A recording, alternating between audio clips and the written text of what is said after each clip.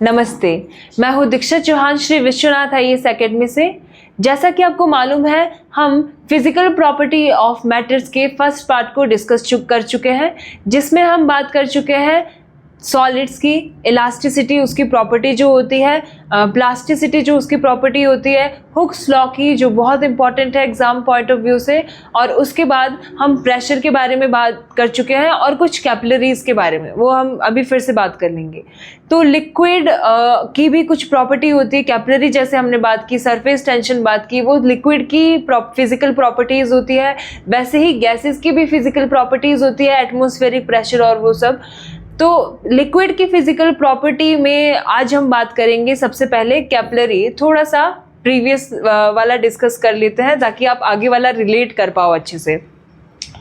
तो कैपिलरीज क्या होती है, जैसा हमने बात किया था, कैपिलरी होती है एक ऐसी ट्यूब जो कि बहुत पतली होती है और लंबी ट्यूब होती है और ओपन होती है दोनों एंड से। और उसमें क्या होता है, नैरो ग्लास ट्यूब होती है जो बोथ एंड से ओपन होती है, जिसमें राइज और फॉल होता है लिक्विड का। इनसाइड जो उसके कैपिलरी के अंदर लिक्विड राइज और फॉल होता रहता है ना।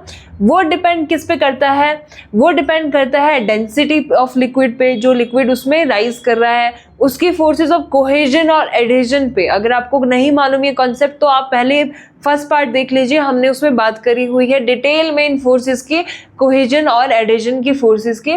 तो इन पे डिपेंड करता है कि कौन सा लिक्विड राइज करेगा, कौन सा लिक्विड फॉल करेगा किसी भी कैपिलरी ट्यूब के अंदर।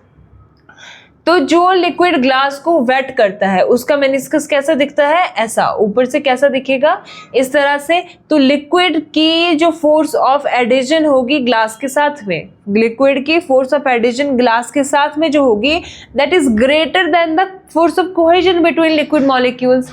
लिक्विड के मॉलिक्यूल्स के बीच में जो फोर्स ऑफ कोहेजन है उससे ज़्यादा फोर्स ऑफ एडिशन होगी लिक्विड और ग्लास के बीच में, जिसकी वजह से लिक्विड जो है वो राइज कर जाएगा ग्लास में, और कैपिलरी के इसका मेनिस्कस ऐसे अपवर्ड होगा तो ये ग्लास को वेट करेगा। ग्लास को वेट करेगा मतलब लिक्विड जो है वो राइज करेगा इन द ट्यूब।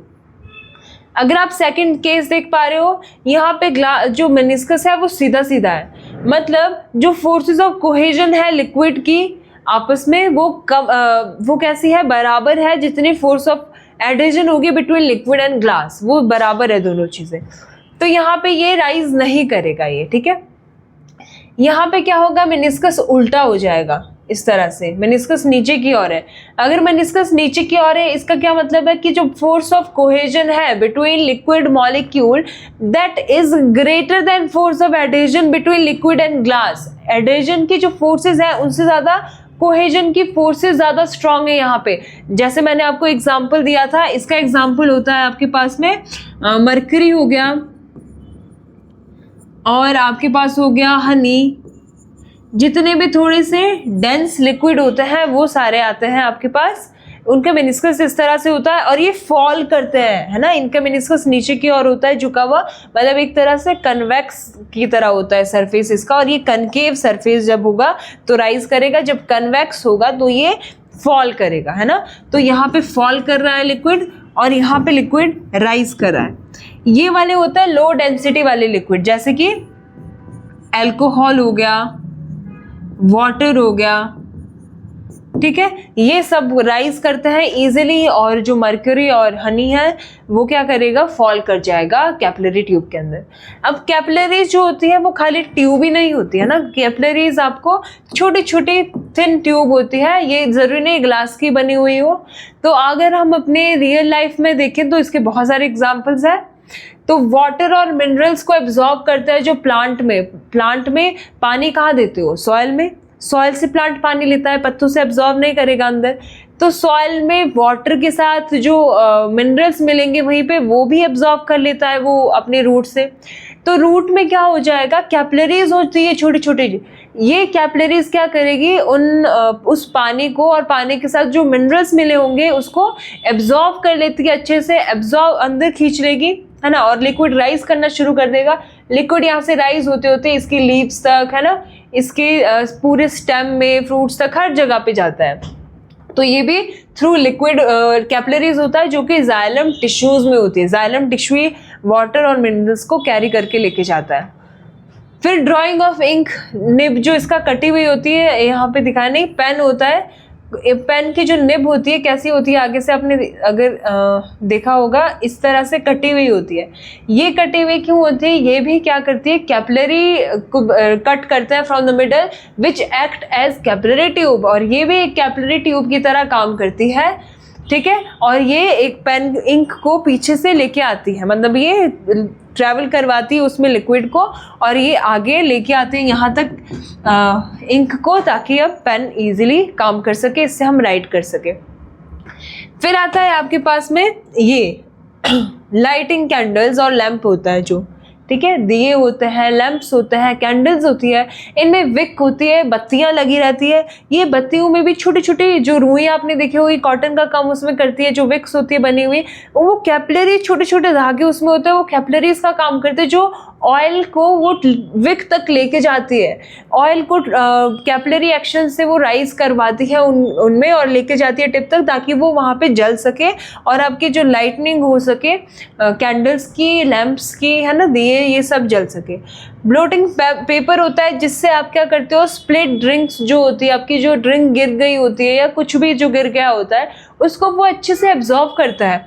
ये भी कैपिलरी एक्शन ही करता है, ये कैपिलरीज का काम करती है इसमें, और ये लिक्विड को अपनी ओर फ्लो करवाता है, ऊपर की ओर राइज करवाता है और सारे लिक्विड को एब्जॉर्ब कर लेता है। तो ये भी क्या करता है, कैपिलरी एक्शन से ये काम होता है। तो ये सब हम कल डिस्कस कर चुके थे। ये एक क्या होता है, लिक्विड की ही फिजिकल प्रॉपर्टीज है ना। अब लिक्विड की फिजिकल प्रॉपर्टी में अगली आती है विस्कोसिटी। इंपॉर्टेंट है ये भी।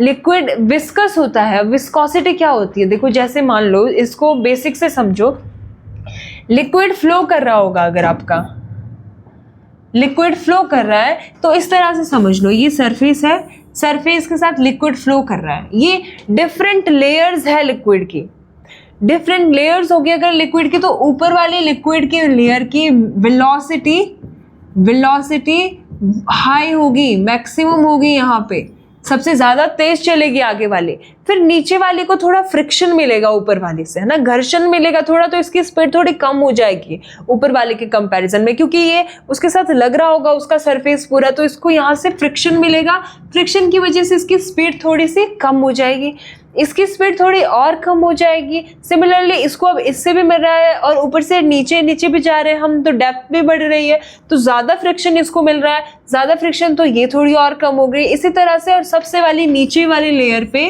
फ्रिक्शन सबसे ज़्यादा बढ़ गया और वेलोसिटी सबसे कम हो गई, ठीक है। तो ये जो फ्रिक्शन होता है between the different layers of liquid की अलग अलग परतों के बीच में जो फ्रिक्शन है, जो घर्षण की प्रक्रिया हो रही है, उसी को हम बोलते हैं विस्कोसिटी।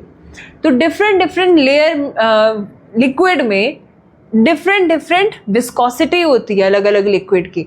वाटर की बात करें, थोड़ा कम विस्कस होता है ना।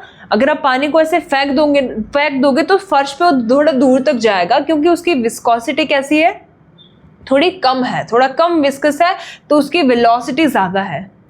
वैसे ही अगर आप एक तरफ से हनी फेंकोगे तो थोड़ा ज़्यादा दूर नहीं जाएगा वो, क्योंकि उसमें ज़्यादा फ्रिक्शन लगेगा लेयर्स के बीच में, क्योंकि वो ज़्यादा डेंस है ना। तो जितना ज़्यादा फ्रिक्शन लगेगा उतना ज़्यादा जो होगा वेलोसिटी कम हो जाएगी, ठीक है।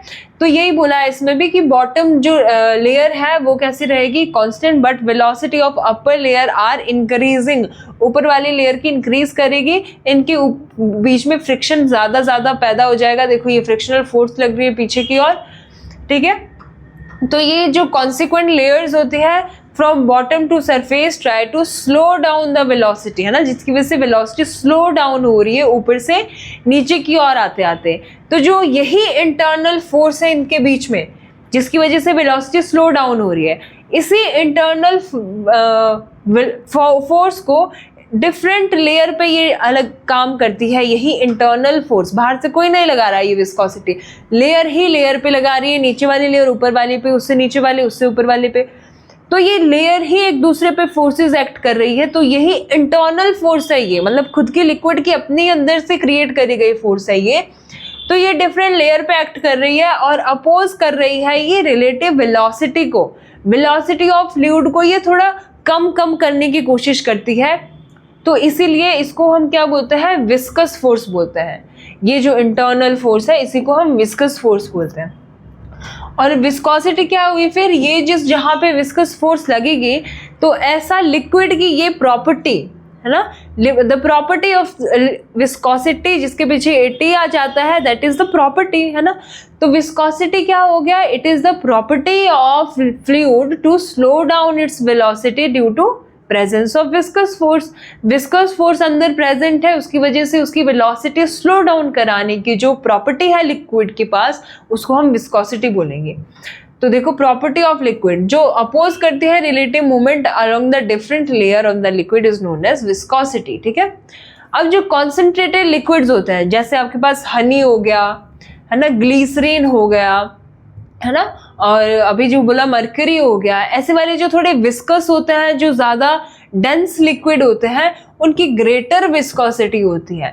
So the flow stops rapidly, थोड़ा फेंकोगे तो जल्दी से फ्लो इनका रुक जाता है ना, तो फ्लो स्टॉप्स रैपिडली देन अ लो विस्कोसिटी फ्लूइड। किसी और एक तरफ मैंने जैसे एग्जांपल दिया, एक तरफ पानी फेंको, पानी क्या है, लो विस्कोसिटी उसकी है, तो लो विस्कोसिटी फ्लूइड है। एक तरफ तुम हनी फेंक दो, ग्लिसरीन फेंक दो, तो इनकी थोड़ी ज़्यादा विस्कोसिटी है, तो हाई विस्कोसिटी फ्लूइड है, तो इसके कंपैरिजन में वो जल्दी रुक जाएंगे, ठीक है। When temperature increases the viscosity of liquid decreases, जब टेम्परेचर आप बढ़ाओगे, कल भी जैसे बात हुई थी, अगर आप देखोगे, आप हनी की ड्रॉप देखोगे वो ऐसी होगी, मरकरी की ड्रॉप देखोगे ऐसी होगी, वाटर की ड्रॉप देखोगे वो ऐसी होगी, वाटर की ड्रॉप ऐसी होगी। ऐसे क्यों होगी ये, क्योंकि इसका जो कोहेजन की फोर्सेस है वाटर के बीच में वो कम है और एडिशन इनके बीच में ज़्यादा है सरफेस के साथ। मतलब सरफेस और वाटर के बीच की जो फोर्स है वो ज़्यादा स्ट्रॉन्ग है, और वाटर के मॉलिक्यूल के बीच में जो फोर्स है वो थोड़ी कम स्ट्रॉन्ग है, जिसकी वजह से ये वाली ज़्यादा है, तो ये ज़्यादा चिपक रहा है सरफेस के साथ। पर यहाँ पे ये है वाटर का केस, पर यहाँ पे अगर आप देखोगे हनी, तो इसके जो मॉलिक्यूल है, मॉलिक्यूल ऑफ हनी, मतलब उनके बीच में जो फोर्स है that is force of cohesion. वो जो फोर्स ऑफ कोहेजन है दैट इज स्ट्रॉन्गर, वो बहुत ज़्यादा होगी इन मॉलिक्यूल्स के बीच में देन किसके कंपैरिजन में, अगर हम देखें उन मॉलिक्यूल और इस सरफेस के मॉलिक्यूल के बीच की फोर्सेस के बीच में। तो सरफेस और हनी मॉलिक्यूल के बीच में कम फोर्स है और हनी के ही मॉलिक्यूल में ज़्यादा फोर्स है, जिसकी वजह से ये खुद से ज़्यादा अट्रैक्ट रहता है और इसके साथ कम अट्रैक्ट रहता है, इसलिए एक ड्रॉप जैसा, ऐसा स्फीयर जैसा बनाता है, हेमिस्फीयर जैसा, और ये पूरा चिपक जाता है। अब मान लो मैं इसको थोड़ा गर्म कर रही हूँ, नीचे से मैंने आग लगा दी और मैं इसको थोड़ा हीट प्रोवाइड करा रही हूँ, टेम्परेचर इंक्रीज कर रही हूँ। टेम्परेचर अगर इंक्रीज करूँगी तो ये थोड़ा फैलना शुरू हो जाएगी, डिस्टॉर्ट होना शुरू हो जाएगी, मतलब इसकी विस्कोसिटी थोड़ी कम होनी शुरू हो जाएगी, क्योंकि मॉलिक्यूल के बीच में एनर्जी आ गई तो भागेंगे तो थोड़ी विस्कोसिटी कम हो जाएगी, फ्रिक्शन थोड़ा लेयर के बीच में कम हो जाएगा। तो इंक्रीज जब हो रहा है टेम्परेचर में, तो क्या हो रहा है, viscosity of the liquid decrease, viscosity decrease हो रही है लिक्विड की, ठीक है। Viscosity of gas increase by increase in temperature, viscosity जो गैस की होगी वो क्या टेम्परेचर बढ़ाने से और बढ़ेगी, क्योंकि ज़्यादा गैसेस तो एक पूरे रूम में फैली हुई है। टेम्परेचर बढ़ाओगे, पार्टिकल एक दूसरे से टकराएंगे, कोलिजन होगा, जिसकी वजह से फ्रिक्शन होगा, है ना, बम्बार्डमेंट होगी वहाँ पे, और ज़्यादा विस्कोसिटी वहाँ पे बढ़ जाएगी, है ना। तो लिक्विड के बीच में टेम्परेचर बढ़ाने से कम होती है और गैसेस में टेम्परेचर बढ़ाने से विस्कोसिटी बढ़ती है। सॉलिड लेक विस्कोसिटी, सॉलिड के बीच में विस्कोसिटी एग्जिस्ट ही नहीं करती है ना, क्योंकि सॉलिड में फ्लो नहीं करता है ना सॉलिड, ये फ्लूइड में होती है विस्कोसिटी की प्रॉपर्टी, क्योंकि फ्लो करते ही तो एक लेयर दूसरे के ऊपर फ्रिक्शन से जाएगी, वेलोसिटी तभी आएगी। सॉलिड में जो होती है विस्कोसिटी नहीं होती, क्योंकि इसमें नहीं होती है डिफरेंट लेयर फ्लो करने के लिए। अब प्रेशर देखेंगे, प्रेशर हमने सॉलिड में जो प्रेशर होता है उसमें तो हमने बात की थी, है ना। सॉलिड का प्रेशर क्या होता है, प्रेशर होता है फोर्स अपॉन एरिया, किस एरिया पे कितना फोर्स आप अप्लाई कर रहे हो, कितने एरिया पे, वो प्रेशर बन जाता है। तो फोर्स अपॉन एरिया, ऐसा यूनिट क्या होगा, वैसे इसका पास्कल होता है, या फिर आप बोल सकते हो फोर्स का न्यूटन, एरिया का मीटर स्क्वायर, तो न्यूटन पर मीटर स्क्वायर पास्कल होगा PA। ठीक है। Pressure with in liquid at any point, अगर हम लिक्विड में प्रेशर की बात करें तो क्या होगा, pressure at a point situated, अगर हम डेप्थ H पे, यहाँ पे H पे लिया है मैंने एक पॉइंट P पॉइंट लिया है डेप्थ H पे, ठीक है, और ये फ्लूइड है इसके अंदर जिसकी विस्कोसिटी D है ना, D है डेंसिटी, सॉरी चलो डेंसिटी जो है, डेंसिटी ऑफ फ्लूइड ये कितनी है, D है, H हो गया हाइट या फिर डेप्थ बोल दो, डेप्थ ऑफ पॉइंट, उस पॉइंट की सरफेस से डेप्थ कितनी है, और G हो गया जो यहाँ पे नीचे की ओर लग रहा है ना एक वेट mg, वो G हो गया एक्सेलरेशन ड्यू टू ग्रेविटी, है ना।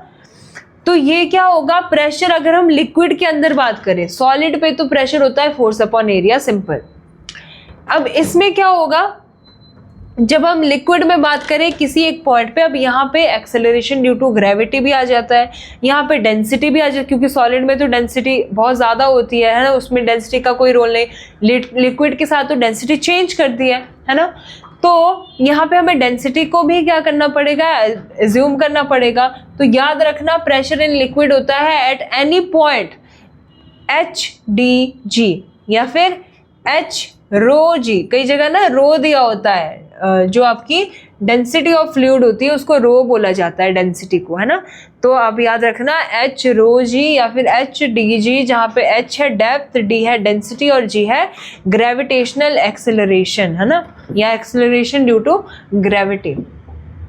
अब देखो अप थ्रस्ट फोर्स क्या होती है, अप थ्रस्ट नाम से पता चल रहा है, अप थ्रस्ट मतलब ऊपर की ओर लगने वाला फोर्स, बल, है ना, ऊपर की ओर जो बल लग रहा है। अब आपने कई बार ना ये देखा होगा अपनी डेली लाइफ में भी कि आप किसी भी, आपके रबर की बॉल है या बॉटल है प्लास्टिक का, आप पानी में उसको जैसे डुबोते हो ना और छोड़ दोगे, वो अपने आप सरफेस पे आ जाता है वापस, आप उसमें फिर से डुबोगे उसमें, वो फिर से सरफेस पे वापस आ जाएगा। तो वो सरफेस पे वापस क्यों आ रहा है वापस, क्योंकि एक कुछ ना कुछ तो नीचे से बल लग रहा है उस पर, बस उसी बल को हम बोलते हैं अप थ्रस्ट या फिर अपवर्ड थ्रस्ट या फिर बायोन्से फोर्स या बायोन्ट फोर्स भी उसको बोला जाता है। देखो बायोन्ट फोर्स यहाँ पे बोला है। अब इसको एक्सपेरिमेंटल स्टडी कैसे किया है, छोटा सा एग्जांपल बताती हूँ। यहाँ पे एक स्ट्रिंग लिया गया है ना, कोई स्ट्रिंग है जो स्ट्रेचेबल है, तो अब ये स्ट्रिंग जो पहले लिया तो इसकी जो लेंथ थी उसको ले लिया मान लो 2 मीटर, 2 मीटर की स्ट्रिंग ली, इसमें थ्रेड बांध दिया, थ्रेड नहीं, इसमें स्टोन बांध दिया, कुछ तो मास इसमें बांध दिया, तो ये स्टोन, और इसको एज थ्रेड यूज कर लिया स्टोन में, और इसको यहाँ से पकड़ के रख लिया। तो अब ये 2 मीटर तो नहीं रहा, अब क्या होगा, ये इंक्रीज करेगा क्योंकि इसका मास अब नीचे की ओर लगेगा, तो ये इंक्रीज करेगा, मान लो ये इंक्रीज होके हो गया 4 मीटर, डबल ही हो गया लगभग, है ना, स्ट्रेचेबल स्ट्रिंग थी। अब नीचे से क्या कर दिया, अब नीचे से रख दिया पानी का एक बीकर, और उसमें अब इसको क्या कर दिया, अब उसके अंदर उसको डाल दिया। अभी भी नीचे की ओर मास तो लग ही रहा है, पर जो अब इसकी लेंथ है ना स्ट्रिंग की, ये रह गई 3 मीटर, पर यहाँ तो 4 थी, पानी में डालते ऐसा क्या हुआ कि 3 मीटर रह गई, तो कुछ तो इस पे नीचे से ऊपर की ओर बल लग रहा है जो इसकी लेंथ को 1 मीटर घटा रहा है।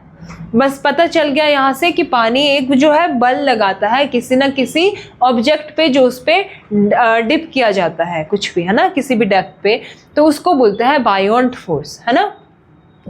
बायोन्ट फोर्स या अपथ्रस्ट फोर्स क्या हुई, when a solid is put into the liquid, loss of weight of object appears, है ना, ऑब्जेक्ट के भार में कुछ तो गिरावट होती है, लॉस होता है, उसी एपरेंट लॉस को ड्यू टू फोर्स, है ना, जिस फोर्स से वो एपरेंट लॉस हो रहा है उसकी वेट में, which is exerted by liquid, जो लिक्विड द्वारा एक्सर्ट करी जा रही है फोर्स, उस फोर्स की वजह से कुछ तो उसके वेट में गिरावट आई, उसी गिरावट हो रही है जो जिस फोर्स से जो ऊपर की डायरेक्शन में लगाई जा रही है, बस उसी को हम बोलते हैं अपथ्रस्ट फोर्स। ठीक है, आई होप आपको समझ आ रहा होगा ये।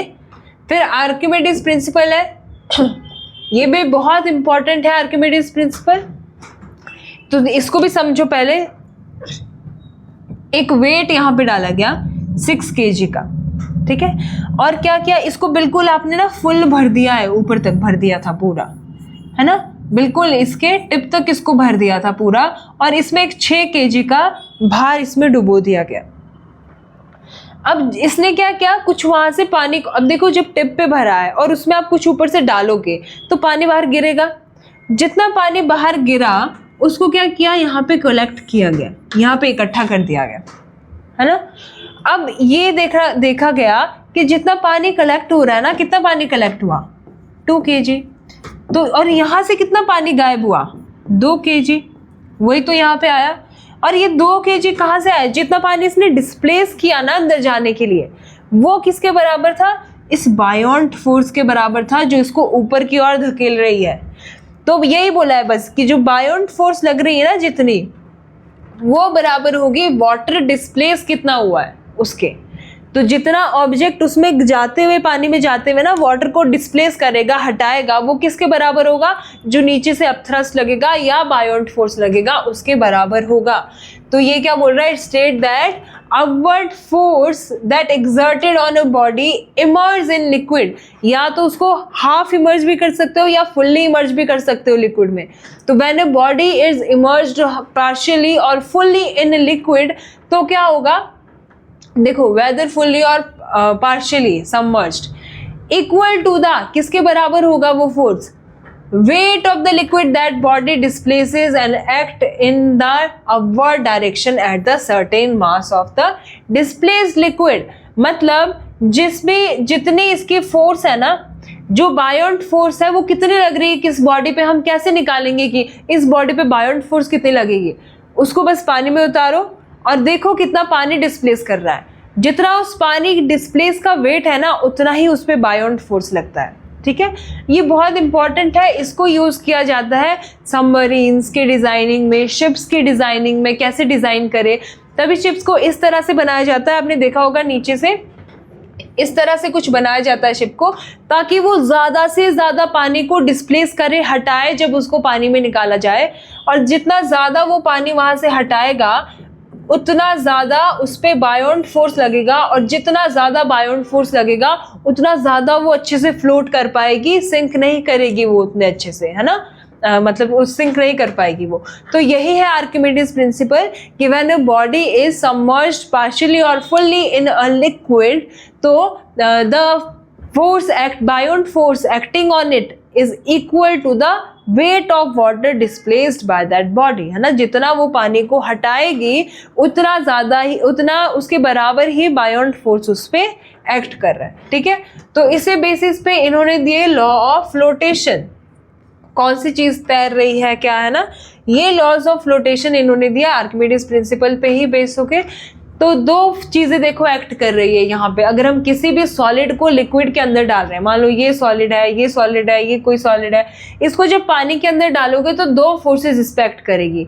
क्या क्या, weight of the solid acting vertically downward, एक तो इसका नीचे की ओर वेट एक्ट कर रहा है mg, और एक अप थ्रस्ट जो एक ऊपर की ओर बायोंट फोर्स लग रही है वो एक्ट कर रही है एक। तो ये 2 फोर्सेस एक्ट कर रही है, अप थ्रस्ट एक्टिंग अपवर्ड, ये ऊपर की ओर और इसका वेट नीचे की ओर। पहली चीज, if w is greater then f, अगर वेट जो फोर्स से बड़ा है, ये नीचे की ओर जो है ना वेट, अगर वेट ज्यादा हो गया फोर्स कम हो गई, वेट नीचे की ओर ज्यादा हो गया फोर्स ऊपर की ओर कम हो गई, तो बॉडी धीरे धीरे वेट ज्यादा होने की वजह से नीचे ही जाएगी। तो इसकी वजह से क्या होगा, W माइनस F फोर्स लगेगा और object will sink, object sink हो जाएगा, ये वाला केस हो जाएगा। यहाँ पे W ज्यादा है और फोर्स कम है, नीचे की ओर वेट ज्यादा है और फोर्स ऊपर की ओर कम है। तो W is greater then F है यहाँ पे, तो बॉडी विल सिंक, ठीक है। ऐसा ही होता है अगर हम बात करें कि एक छोटी सी निडल जो है वो डूब जाती है, या हम बात करें किसी भी नेल, आप देखोगे आयरन का नेल होता है, जो कील होती है लोहे की, वो आप क्या करते हो, आप उसको पानी में डालते हो, वो डूब जाता है। तो क्यों डूबता है? क्योंकि वो अपने वेट के बराबर या उससे ज़्यादा पानी डिस्प्लेस नहीं कर पाता, है ना। जब उसको डुबोता है ना, वो पानी थोड़ा सा डिस्प्लेस करता है, और जितना पानी डिस्प्लेस करता है वो कम होता है उसके वेट से, है ना, जो उसका भार है। तो जितना पानी डिस्प्लेस किया मतलब उतनी बायोंट फोर्स। अगर पानी उसने अपने वेट से कम डिस्प्लेस किया तो बायोंट फोर्स भी कम लग रही है उसके वेट से, और फोर्स अगर वेट से कम हो जाएगी तो वो सिंक ही करेगी चीज़, है ना। दूसरी चीज़ है, अगर वो अपने वेट के बराबर फोर्स लगा रहा है, पानी डिस्प्लेस कर रहा है, जितना इसका भार है उतना ही वो फोर्स उस पर बायोंट फोर्स लग रहा है, तो क्या होगा, ऑब्जेक्ट विल फ्लोट, है ना, ऑब्जेक्ट तैर जाएगा उस टाइम पे, अगर पानी उतना ही कर रहा है डिस्प्लेस जितना उसका भार है।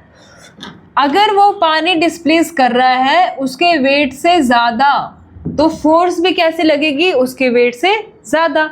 तो यहाँ पे फोर्स ज़्यादा हो गई, W कम हो गया, तो मतलब ऑब्जेक्ट विल बी फ्री और ये ऊपर की ओर आना शुरू हो जाएगा। आप देख रहे होंगे ये फ्लोट, तो ये भी दोनों कर रहे हैं, पर ये बिल्कुल सरफेस के ऊपर फ्लोट करेगा, और ये बिल्कुल पार्शियली मतलब बीच में तैरेगा।